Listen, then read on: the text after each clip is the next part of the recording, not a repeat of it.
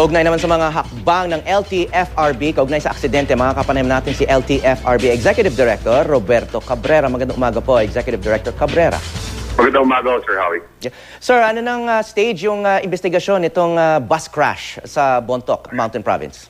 Well, tuloy-tuloy ho yung investigation ho nila doon. Yung regional director po namin nag-aasikaso po nung mga investigation doon, and then they will be sending us their final report probably within the week, sir. So, by the end of the week. Yes. So, sa ngayon, may mga theories na ba? Kasi ang sinasabi ng abogado ng Florida bus ay malamang human error daw at hindi mechanical. Well, sir, based on our own findings, meron nagsabi nag-fail yung brakes ng bus. Pero at the same time, coupled with doon po sa training po ng driver, no? Mukhang may pwede ho siyang gawin para wag naman ihulog doon sa bangin yung Pero it appears na gano'n ho. Parang both mechanical and the driver ho. Lumalabas po sa reports ho namin. Well, nabanggit niyo yung driver, no? Hanggang ngayon, hindi pa yata nakukunan ng statement ang driver dahil sa kanyang injuries. Pero kung maalala natin, yung driver ng Don Mariano bus noong December, yung nahulog sa Skyway, hindi rin nakunan ng statement dahil namatay nga siya bago nakapagbigay nga ng salaysay. No? Yes. This time, will you try to get a statement earlier from the driver? Kasi we don't know the condition, no? Pero napaka-importante po kasi yung magiging testimony ng driver. Yes, we are trying to get the statements of the driver as soon as we can, sir. Kung pwede na siyang makausap at kukunin na ho nung regional director po namin, pinakukuha na po namin together with yung dun sa mga PNP po na taga-ron, kinukuha na po nila din they're trying to get the statements of the driver. Yeah, the LTFRB announced a 30-day preventive suspension on the, I think, 228 Florida bus units. So, yes, sir. As of this moment, sir, hindi na tumatakbo yung 228 buses na yan?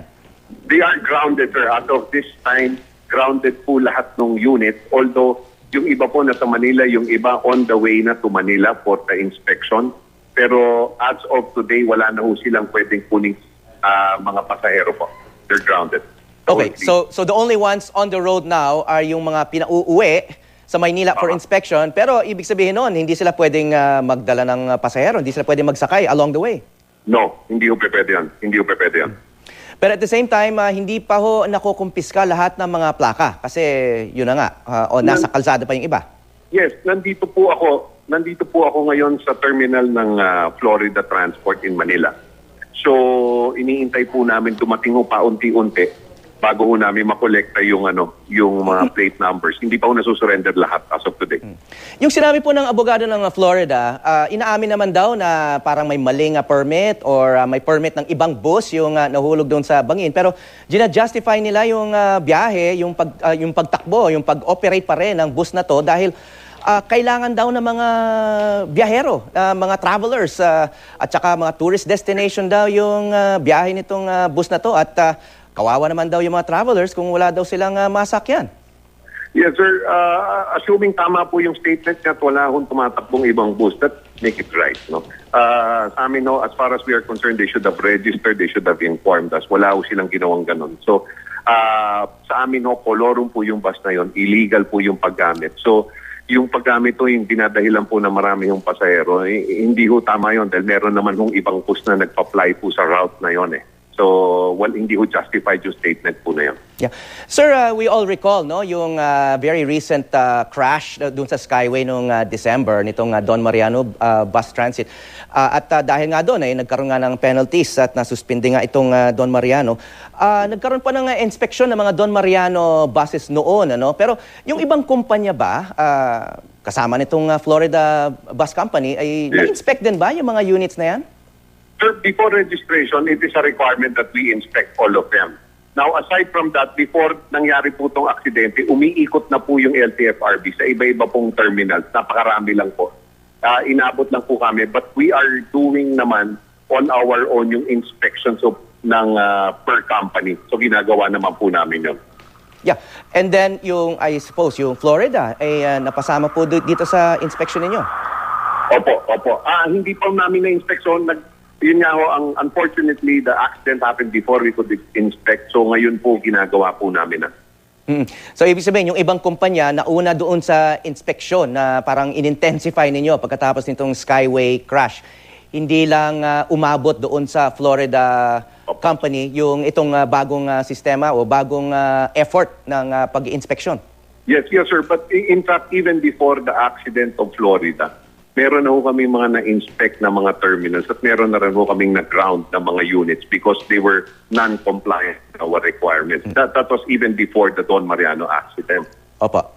So, Opo. yung nag-ground po na units, are you referring to the Florida Bus Company units or ibang kumpanya? No, ibang kumpanya po.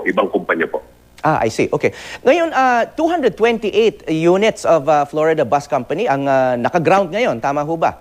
Tama po. So that's 228 buses that are going to be taken off these routes na yun nga, papuntang Banawe, papuntang Kalinga, and yun nga, sinasabi nga ng abogado ng Florida ay mga tourist destinations to at may mga nakasakay nga mga foreign tourists nga dun sa bus na nahulog. So will there now be at least a temporary shortage of buses plying these routes? Yes. Sir, first of all, the reason why kailangan ho namin i-ground yung 228 units is because of the fact that nag-appear po sa amin na gumamit po silang ibang plate number na para doon. So we will have to make sure first na lahat sila hindi ganun ang ginagawa. Now, with the shortage po doon sa mga nagpa-apply po sa route na yan, the LTFRB is willing and able at this point to grant special permits to other companies kung talaga kulang na may shortage ho ng mga busong nagtatraverse po sa mga routes na to, willing naman po kami magbigay ng special permit para mapunuan po yung pangangailangan ng publiko. Okay, in other words, there are other bus companies that have, let's say, extra buses na pwedeng bumiyahe sa mga rutang ito. That's right, sir. Okay. Maraming salamat po, LTFRB Executive Director Roberto Cabrera. Thank you, sir.